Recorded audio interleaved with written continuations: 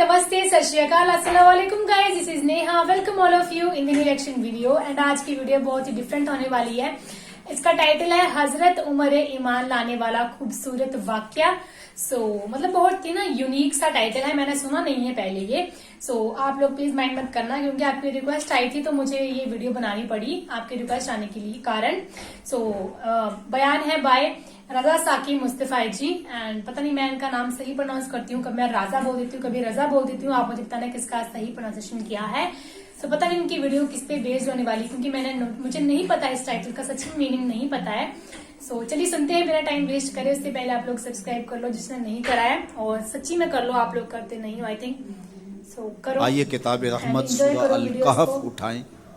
अल्लाह ताला ने एक वाक़या बयान किया है हज़रत मूसा और हज़रत खज़र अलैहिस्सलाम का, कि हज़रत मूसा अलैहिस्सलाम अज़्म मुसम्मम करके जब चले तो अल्लाह फरमाता है कि हमने हज़रत मूसा अलैहिस्सलाम को जिस बंदे की निशानी बताई थी वो बंदा उनको वहाँ मिल गया। सफ़ेद चादर ओढ़े हज़रत खज़र अलैहिस्सलाम वहाँ लेटे हुए। अच्छा, कोई थे तो ये ही है जाके ना? उनके पास खड़े हो गए कि हज़रत मैं आपकी खिदमत में इसलिए आया हूँ कि अल्लाह ने आपको जो खुसूसी इल्म अता किए हैं, मैं उनको सीखने की गरज से आपकी चौखट पे आया हूँ। कहा तुम मेरे साथ सब्र नहीं कर पाओगे, मामले मुश्किल हैं, सफ़र दुश्वार है, मंजिल कठिन है, और मेरे मामलात ऐसे हैं कि तुम एतराज़ करोगे उसके बगैर तुम रह नहीं सकते।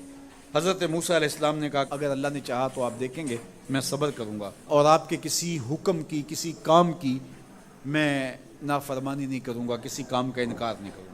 कहा कि अच्छा शर्त यह है कि जो मैं करूँ उस पर तुम एतराज़ नहीं करोगे, सवाल नहीं करोगे, यहाँ तक कि मैं खुद ही ना बताऊँ।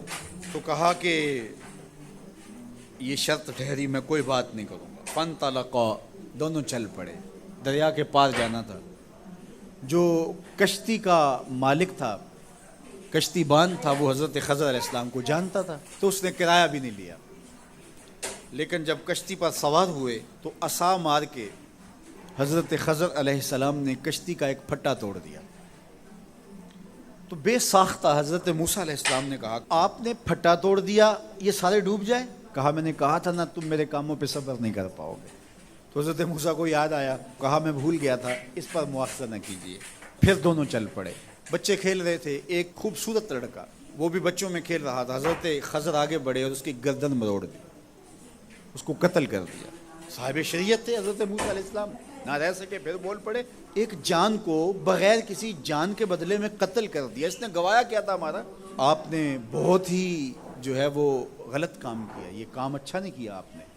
कहा मैंने कहा नहीं था कि तुम मेरे साथ सब्र नहीं कर पाओगे। कहा एक मौका और दे दीजिए, अब अगर मैंने कोई इतराज़ उठाया तो फिर दोबारा मुझे आप अपनी सोहबत में ना रखिए, उज़र तमाम हो जाएगा। फिर दोनों चल पड़े, यहाँ तक कि एक बस्ती में दोनों आए। तो आपने बस्ती वालों से कहा कि हम मेहमान हैं, आप हमारी मेहमान नवाजी कीजिए, खाना खिलाइए।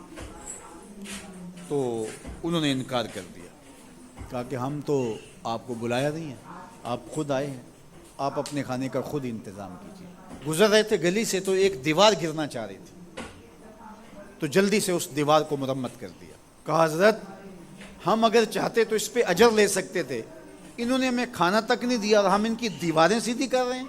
कहा अब तुम्हारी मेरी जुदाई हो गई, तुमने ये भी इतराज़ कर दिया।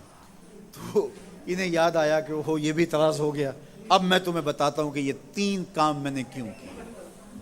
अल्लाह अकबर। अब सुनिए, कुरान हमें बताता है कि ज़ाहिरी इल्म भी होता है लेकिन कोई बातनी इल्म भी होता है। कहा वो पहली बात कश्ती वाली सुनो।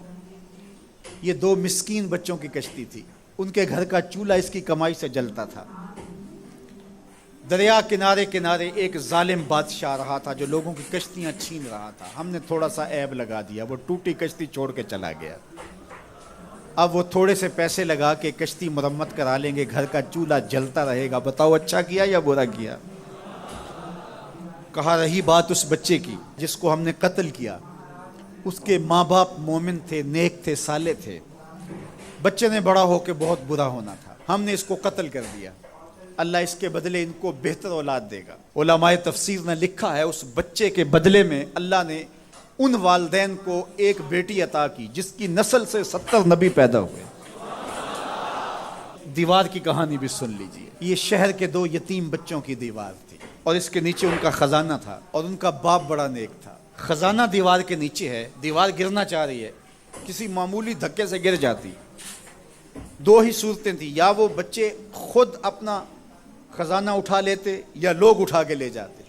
لوگ اٹھا کے لے جاتے پھر بھی ہاتھ میں کچھ نہ آیا, اور اگر وہ خود اٹھا لیتے تو بچے ہیں, بچپنے کی وجہ سے وہ اس کو اڑا دیتے. تو ہم نے اس کے اوپر دیوار کھڑی کر دی. جب تک وہ اس قابل نہیں ہو جاتے کہ یہ خزانہ نکال کے اس کو صحیح مصرف پہ لگا سکیں, اتنی دیر تک دیوار گرے گی نہیں.